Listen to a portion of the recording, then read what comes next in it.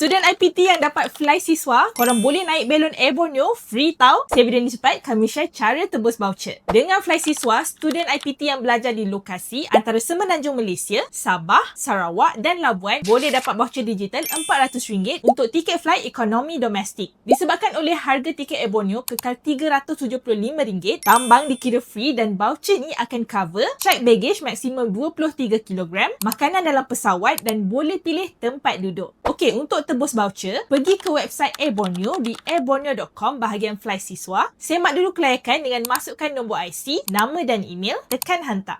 Semak semua butiran peribadi anda dan pastikan betul, tik kotak pengesahan dan tekan sahkan dan daftar. Anda akan dapat kod voucher dalam email macam ni. Next, boleh book flight anda macam biasa. Masa nak bayar, masukkan kod voucher tadi. Settle! Cepat tebus hingga 30 November 2026 tau. Dan jangan lupa guna kod ni hingga 31 Disember tahun ni. Kalau tak nak terlepas bantuan yang anda layak, cek dekat semak.eastcentral.my sekarang.